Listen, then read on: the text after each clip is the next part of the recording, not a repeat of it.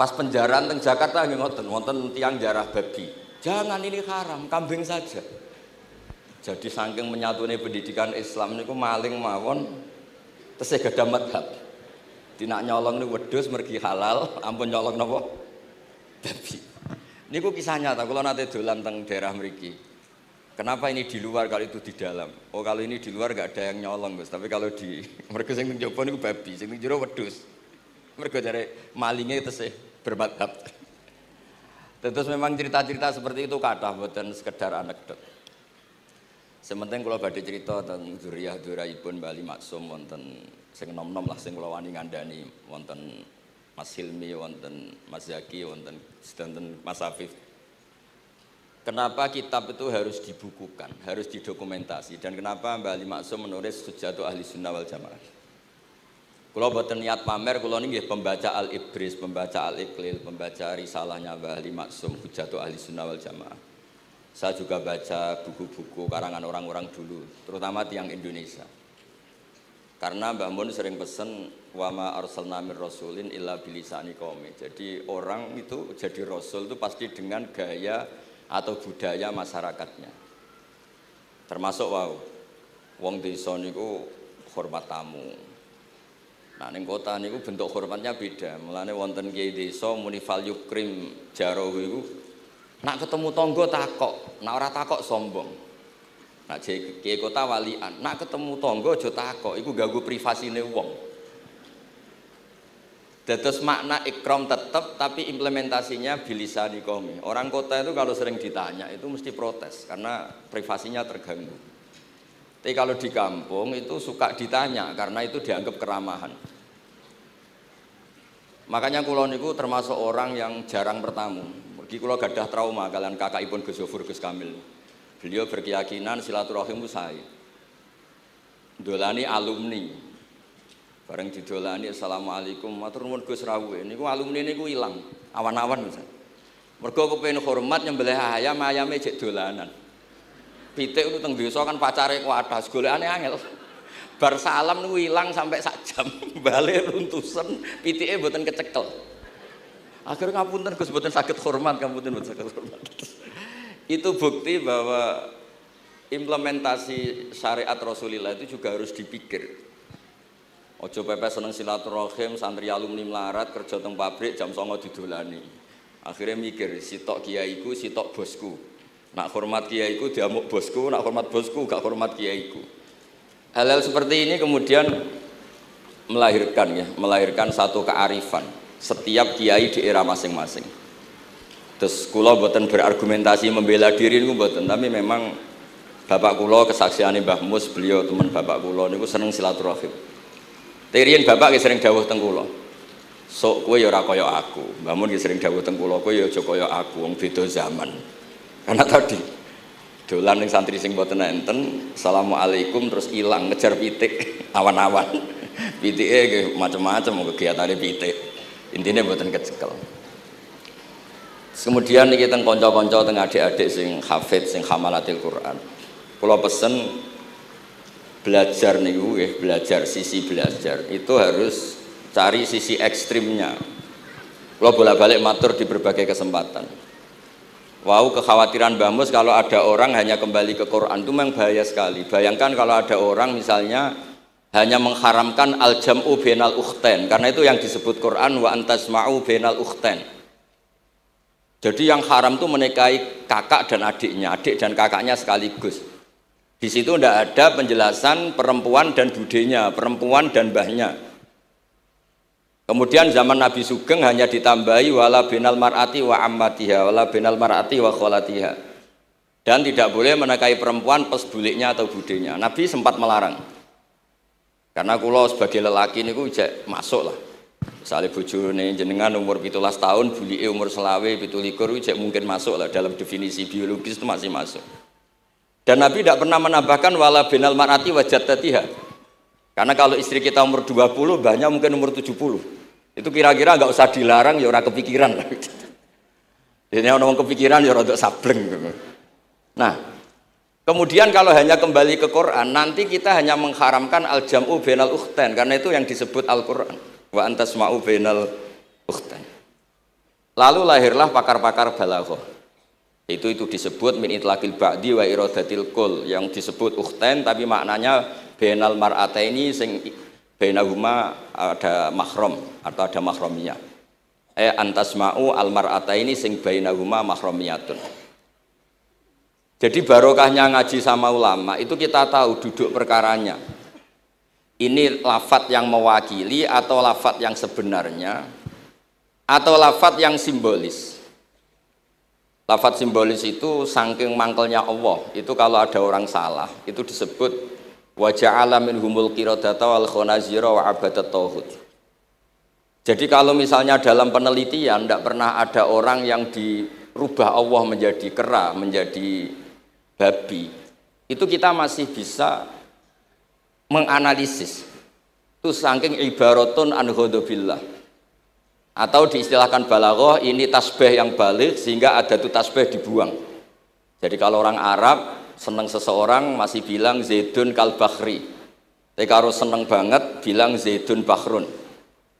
Kalau gantengnya belum ganteng banget masih dibilang Zaidun kal badri. Tapi kalau sudah ganteng banget kayak Rasulullah SAW disebut anta samsun anta badrun. Kaf tasbihnya dibuang dan itu ablaq lebih balik. Jadi PR kita sebagai ahli Quran ini adik-adik itu tidak selesai. Utamanya ya implementasi keseharian kita sebagai panutan lah, kalau boleh GR sebagai panutan.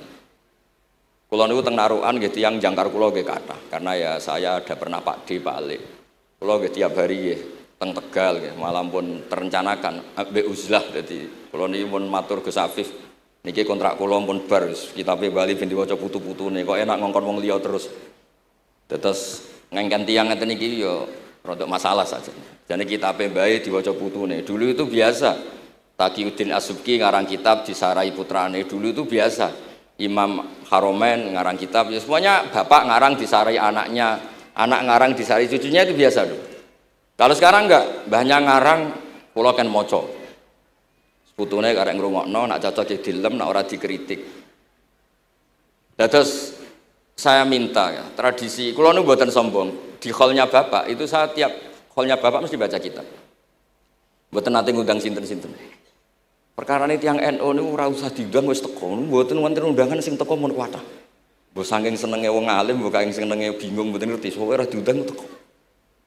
Ya akhirnya kalau bingung ora hormat iku dosa.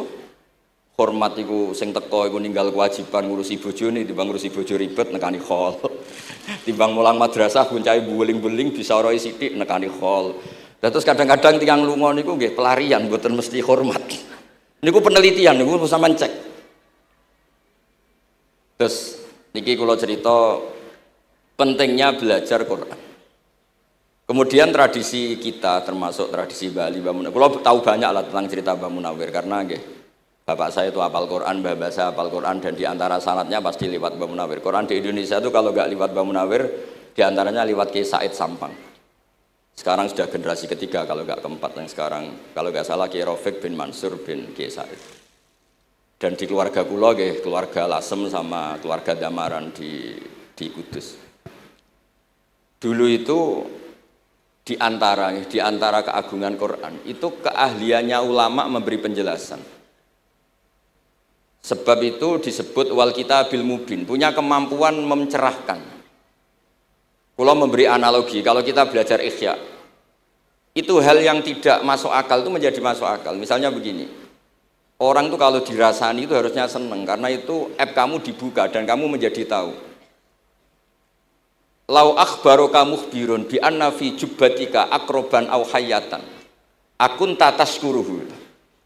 Kalau ada orang memberitahu saya bahwa di baju kamu ada kalajengking atau ada ular berbisa, kira-kira saya matur nuwun apa enggak? Harusnya matur nuwun, karena itu bahaya sekali kalau ada di tubuh saya. Harusnya ketika orang itu dikritik dengan kesalahan yang nyata, bukan fitnah, kesalahan yang nyata. Kesalahan Anda itu lebih mudirrah fi dunyaka wa akhiratik. Kesalahan Anda itu bahaya sekali di dunia dan akhirat. Sekarang kamu menjadi tahu karena dikasih tahu. Harusnya matur nuwun sama yang ngasih tahu. Kama anna huzati lau akhbaroka mukhbirun fi anna fi jubbatika hayatan akroban akun tataskuru. Pasti kita terima kasih. Tapi kita sebagai hafid Quran kalau disuruh belajar fikih, Wong aku mondok kon ngapal kok belajar fikih. Kadang-kadang malah saking kaconya itu, aku wong Quran, iku wong kitab. Memangnya kitab jubuk kondi nak boten nggih Quran. Jadi masalah-masalah yang saya sering dikelui beberapa kiai termasuk Gus Kafabi Lirboyo pernah cerita, saking nggak pernah ngajinya, ada orang takut mutah karena hamil pas sholat ngunyah permen. Nggak tahu kalau itu membatalkan apa? Sholat. Jadi banyak cerita-cerita nyun sewu tanpa ingin tangkis merendahkan hafidh-hafidhah kita, hamalatul Quran, hamilat ini ada masalah fiqhiyah keseharian. Kalau dulu itu udah ada. Kunna nata'allamul Quran, kunna utinal iman qoblal Quran. Kita ini dikasih iman dulu baru dikasih Quran sehingga iman kita mantep. Baru belajar Quran, fana ta'allamuha asra ayat. Dulu kalau istilahkan Quran memang pakai dhamir muannas karena artinya ayat. Terus dan kita tidak beralih hatta nata'allama halalaha wa haramaha. Dan kita tidak beralih sebelum tahu halalnya mana, haramnya mana. Ini penting karena ada hal-hal yang sifatnya itu fatal kalau tidak ngerti. Misalnya tafsir. Itu ada ayat wa min thamaratin nakhili wal a'nabi tattakhiduna minhu sakaron.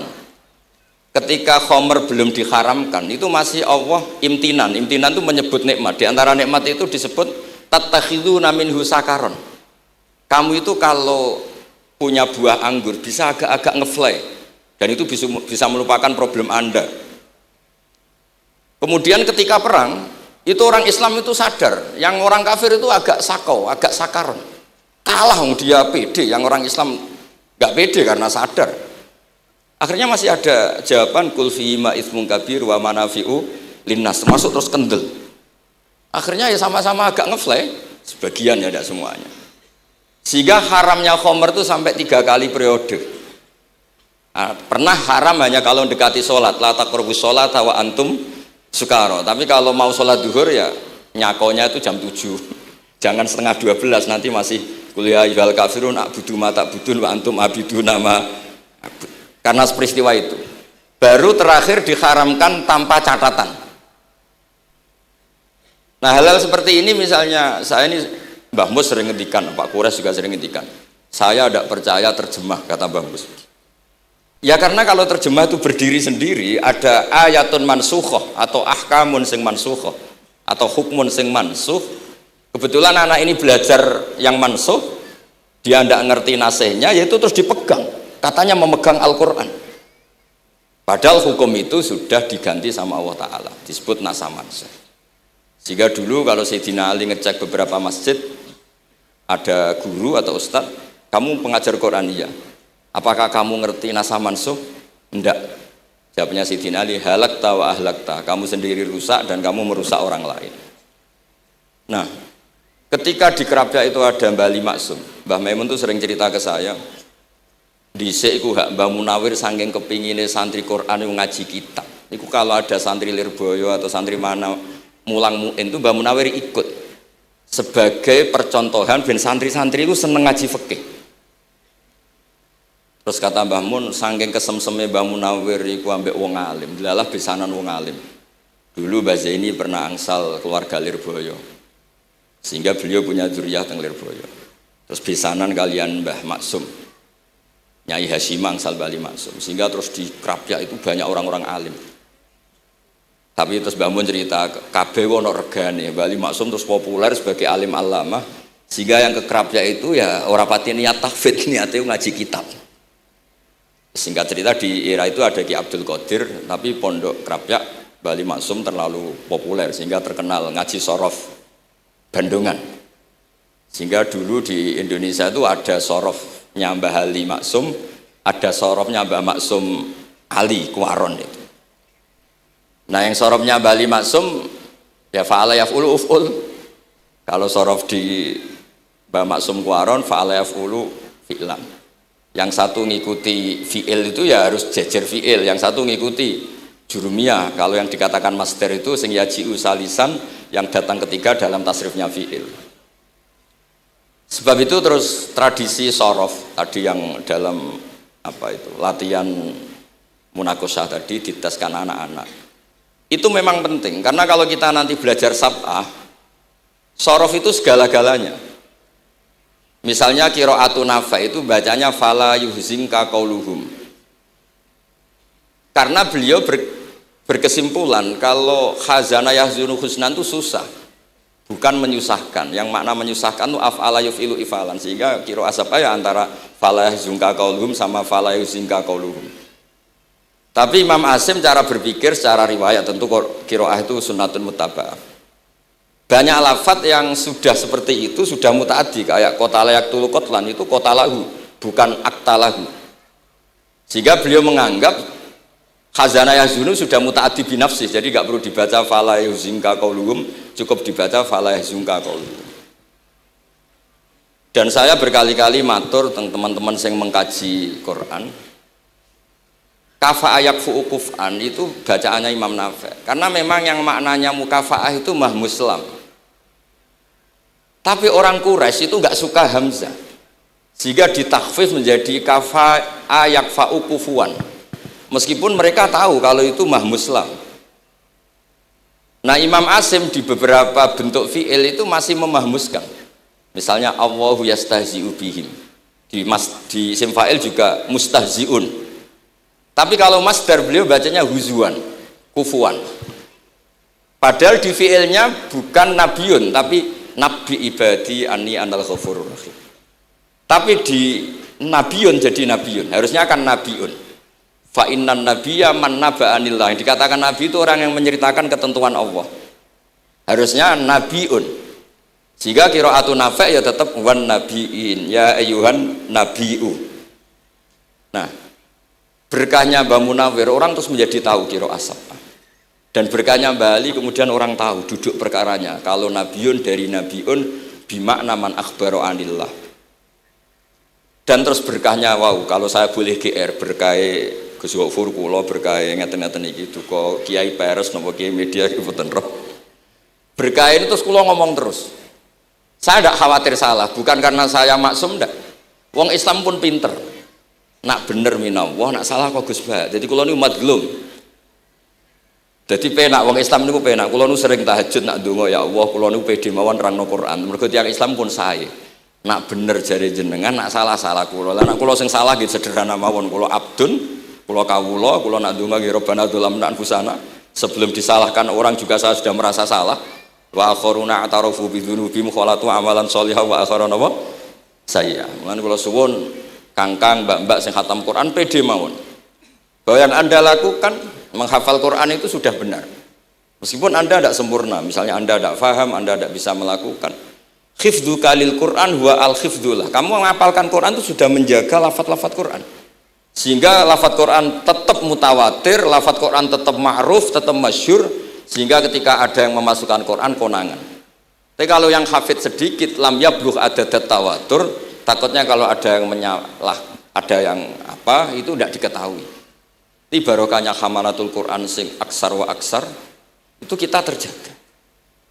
Nah, itu yang dimaksud Mbah Mus, Quran itu harus jadi budaya. Ning desa iku wong ra salat lah. Dengar ada warung ayamnya tiren nggak disembelih itu tidak mau makan. Haram, padahal dia ra salat. Ra salat itu lebih dari haram. Tapi tetap nggak mau makan ayam tiren. Nggak sholat disuruh makan babi ya nggak mau, haram. Sampai tadi yang nyolong saja milih wedus bukan melken babi, karena babi itu haram. Jadi saya pernah digojlok sama wartawan, Pak Bahak, wah fikih Indonesia itu hebat, sampai maling saja masih pakai fikih itu. Jadi kalau nyolong itu milih yang halal bukan yang haram. Pun itu bentuk hormat kula teng keluarga Mbah Ali, bentuk hormat kula teng Mbah Mus teng sedanten keluarga niki kula badhe maos kitabipun Mbah Ali, kula pancen pengagum kitab-kitab yang dikarang orang Indonesia. Mereka kita anggap niku lebih aplikatif lah, karena dikarang orang yang trauma dengan Indonesia. Kemudian setelah trauma ingin membenahi Indonesia. Misalnya jenengan ngertos sesajen, mbok haramno iku tradisi, mbok barno iku sawangane kok dekati sirik ning pinggir wit gede. Akhirnya dimodifikasi, mangan-mangan, kumpul-kumpul tapi tahlilan. Nah, masuk tahlilan la ilaha illallah barani kalimatu syirkin. La ilaha illallah itu kalimatu syirkin. Kalau dilafatkan di bawah pohon. Terus piye logikane ku piye? Kalau bolak-balik matur. hadhil kalimah sara bihal kafiru mu'minan fa kaifa saral mu'minu kafiran juga bihadhil kalimah. Itu logikanya enggak ketemu. Orang yang kafir puluhan tahun saja sekali melafadzkan la ilaha illallah Muhammadur Rasulullah qul lil ladzina kafaru iyantahu yufar lahum ma qad salam. Selesai, sara mu'minan. Bihadhil kalimah.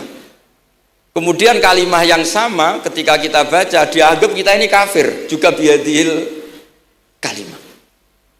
Akhirnya dengan modifikasi khas Indonesia, kearifan Indonesia tetap sesajen tapi tahlilan. Tetap melakukan hal-hal Jawa tapi dimodifikasi menjadi Islami. Kalau kita misalnya orang modern nggak ingin mengganggu orang lain yang kita tamui, gampang dalilnya. Ada ayat la tadkhulu buyutan ghaira buyutikum. Kamu jangan sowan ke orang lain atau dolan ke orang lain. Hatta tastanisu. Ukurannya bukan salam dulu, bukan hatta tusallimu, hatta tastanisu. Jika kamu merasa nyaman, kamu bisa mengukur tingkat akrab kamu. Kamu bisa ngukur jamnya orang itu, kamu bisa ngukur kebutuhan orang itu. Butuh saya enggak? Kenapa mertamu pengen kayak duit bebas jam? Atau kamu orang cantik yang kamu tamoni sing seneng kue bebas jam? Tapi aku apa nagih hutang? Mertamu orang yang kamu tagih itu mesti kamu dianggap problem. Atau mertamu orang yang enggak akrab di jam istirahat, tentu kita dianggap problem. Makanya ukurannya Quran tuh hatta tastanisu. Kamu merasa nyaman, istiqnas itu nyaman, enjoy. Kayak saya dolan di Gosofur kan akrab mulai kecil teman saya. Mungkin bisa ngabaikan jam. Jadi kalau saya dolan di kiai yang tidak kenal saya, mungkin kedatangan saya dianggap problem karena di jam tertentu. Saya harus mikir, kayak apa hebatnya Quran ketika bikin aturan la tadkhulu buyutan ghaira buyutikum hatta tastanisu. Setelah nyaman nggak apa-apa waktu salimu, jangan salam dulu. Istiqnasnya tidak kena, salamnya geger.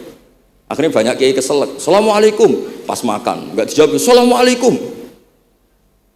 Nah hal-hal seperti itu harus santri-santri ini kalau niat ngandani lari-lari, bukan niat ngandani kiai-kiai, harus waqafil qalb, harus warrasikhuna fil ilm, tahu betul kualitas hatta tastanisu, kamu itu merasa nyaman istiqnas. Kemudian rasa nyaman ukurannya apa ya? La dororo wala diror, kamu tidak ganggu diri kamu sendiri, juga gak mengganggu orang lain. Sehingga setelah itu semua baru watu salimu ala ahliya. Nah andai kan kita ya tadi Dawe Mbah Mus, kita semua sudah seperti itu. Kalau bertamu di orang ya kita ngukur tingkat akrab kita, tingkat dibutuhnya kita. Sehingga di tradisi NU itu ya dolan kiai pendak diundang karena itu pasti diinginkan. Wong kula nate diceritani pernah misanani Mbah Mun. Kula nate Gus ditiliki Mbah Mun mboten seneng. Kena apa? Beliau pas khutbah Mbah Mun rawuh delalah Mbah Mun jarak salat ning saf awal. Bar niku tiyange meruntus meriang. Karena khotib tuh harus naik ke mimbar kudu ngandani taqwa usikum wa nafsi taqwa. Teng isore niku Mbah Mun. Walhasil terus lara terus wan yai. Mbah, nak dolan nggih dikira-kira, ampun pas Jumatan. Semenjak niku Mbah Mun Mbah Sahal niku nak Jumatan teng mburi. Mbah Sahal niku kalau Jumatan itu sudah komat gelar, beliau keluar dari mobil serenane niku. Miyos terus sholat terus kundur. Kalau dulu janggal, iki wong alim alama nak sholat kok guri. Ternyata itu nggak ingin jadi problem bagi khotib. Jenengan iso bayangno khotbah teng ngarepe Mbah Mus, terus kula munggah ngeten nyekel tongkat, usikum wa nafsi fi taqwa. Terus apa ya? Akhirnya terus kula niku kan jare wong akeh, mbotenan Bu. Jare wong akeh ora rada iso ngaji. Kula nak Jumatan kok guri gara-gara diceritani niku. Ternyata khotibe ge cerita kula, matur nuwun Gus, pokoke nek pas Jumatan aja ketok. Dianggap musibah, kedatangan kula itu dianggap musibah. Nah, hal seperti itu ya ukurannya gampang, kata napa? Tastanis.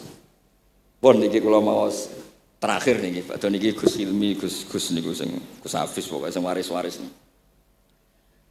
Niki cerita kemarahanipun Bali Maksum ngadepi firqah-firqah kelompok-kelompok sing mboten jelas nih. Oleh ngendikan niku kula masih ingat karena saya khatam kitab ini itu 2 kali.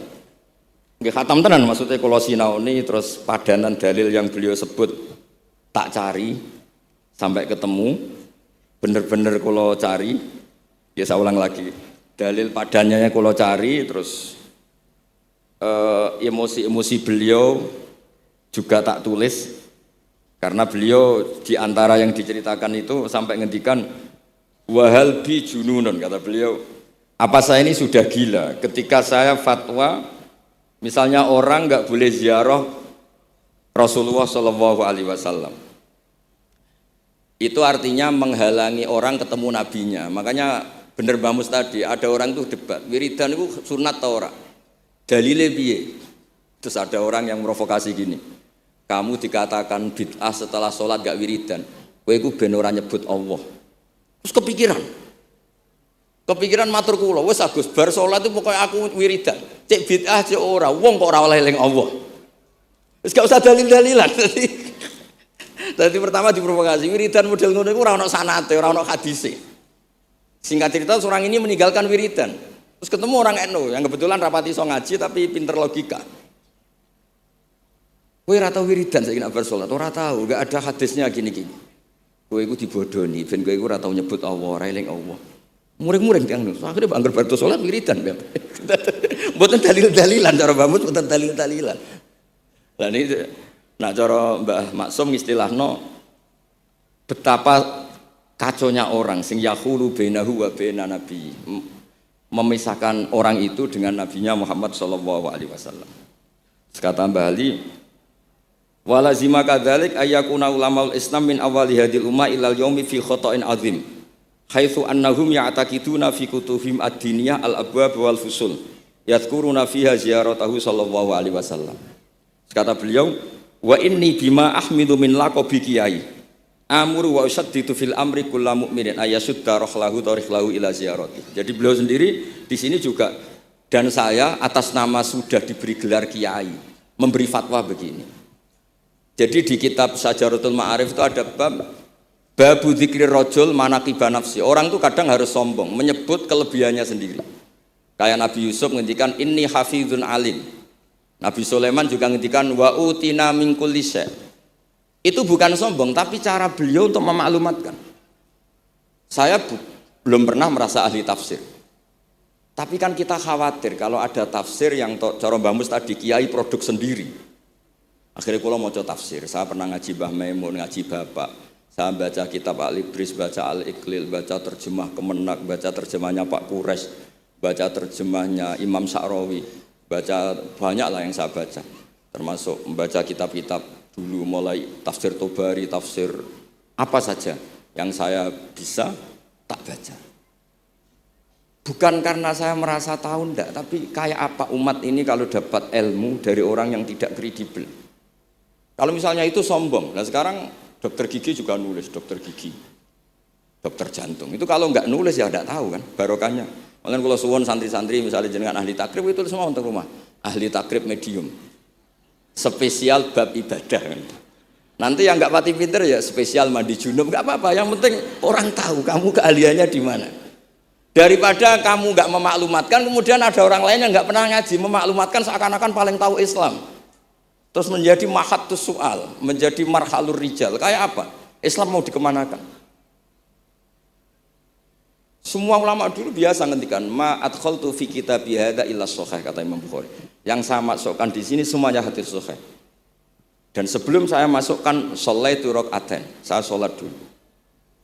Semuanya menggaransi kitabnya. Makanya di Syajaratul Ma'arif ada babu dzikri rajul manaqiba nafsi. Yaitu ketika Nabi Yusuf menghentikan inni hafizun alim, Nabi Sulaiman menghentikan wa utina min kulli syai'. Wal anbiya kulluhum yaqulun inni lakum nasikhun amin. Semua nabi pasti maklumatkan diri inni lakum nasikhun amin. Saya ini penasihat terbaik, nasihat yang bisa dipercaya. Kemudian ketika ada zamanul khibdi, zaman hasud, zaman orang enggak fair, seakan-akan seperti itu tuh keangkuhan. Coba Mbah Bisri menamakan kitabnya itu Al-Ibris. Al-Ibris itu apa? Emas yang murni. Makna saya cari di berbagai kamus, maknanya Al-Ibris itu emas yang murni. Kayak apa? Semua kitab juga dinamai dengan nama-nama keren. Al-Iqlil, Al-Ibris, Fathul Bari. Jadi enggak apa-apa. Kayak ini juga dinamai Hujjatu Ahli Sunnah wal Jamaah, argumentasi mazhab Ahli Sunnah wal Jamaah. Sekolah teruskan sampai beliau ngendikan wahal bi jununun hatta usdira amri lil mu'minin alla yazuru rasulahum wa waliya ni'matim alladzi lahu fi unuqi kulli mu'minin minna. Masa saya ini menjadi gila Karena menfatwakan orang Islam itu enggak perlu ziarah ke Rasulullah Shallallahu Alaihi Wasallam. Terus kata beliau, la yadri madza yaf'al annahu yaqulu baina ibadillah wa baina rahmatillah. Fa innahu sallallahu alaihi wasallam rahmatullah lil alamin. Fal ya'rif dzalik ulaikal maniun liya'lamu fi ayyi mauqifin hum. Terus Mbah Ali itu juga yang katanya seneng guyon, kula mboten menangi Mbah Ali tapi nate pirsa nate ngertos pas beliau rawuh di mbah saya di Pernambah kula teng kene Al Wahdah teng Lasem. Kula kecil itu menangi Mbah Ali, menangi Mbah Hamid. Karena Mbah Hamid itu masih sepupu mbah saya. Semua yang di sini juga masih keluarga saya, sama-sama Bani Abdul Aziz.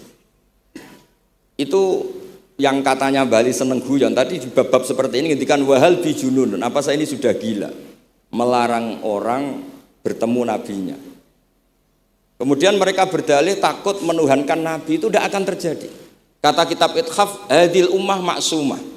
Umat ini akan dijaga Allah, tidak akan menuhankan Rasulullah SAW kayak kaum Nasrani menuhankan Isa. Kata kitab Ithaf, bibarokati sighotis sholawat, dengan barokahnya sighat sholawat. Beliau ngendikan, wan nabiyyu sallallahu alaihi wasallam wa in jalla qadru muhtajun ila rahmatihi ta'ala. Sighat sholawat itu kan unik. Allahumma, Allah itu Tuhan, sholli ala sayyidina Muhammad. Hadzal nabiyyu wa in jalla qadru muhtajun ila rahmatihi ta'ala. Jadi kita mengekspresikan mahabbah bahwa Nabi itu ahabbul khalqi ilallah. Di saat yang sama kita tetap bilang Allah yang Tuhan, tolong selalu beri sholawat dan rahmat ke Rasulullah. Berarti duduk perkaranya tetap Allah sebagai Jalla Jalaluh, Nabi apapun mulianya abduhu wa rasuluh. Jadi sholawat itu sudah syarat yang insya Allah tidak akan menjadikan hadil ummah mengkultuskan Nabi hatta rafa'uhu ila darajatil uluhiyah. Karena barokahnya syarat sholawat tetap Allahumma al-mu'ti wa nabi wa injalla qadruh al-mu'ta, yang dikasih. Jadi hadis syarat itu sudah syiwatul tauhid, syiwatul mahabbah, syiwatul alaqah baini wa baina Rasulillah sallallahu alaihi wasallam. Kayak apa hadil ummah? Ya tapi tadi bener dawuh Mbah Mus, nerangno ngene iki bagiane kiai ning desa rasa diterangno wis sholawatan. Jadi kepenak rasa dalil-dalilan sholawatan. Tapi memang resiko gak ada yang menerangkan suatu saat kalau ada itsaratus syubuhat itu terus mereka bahaya. Makanya ada yang ngalahin nerangno sepatus ini masih terjaga.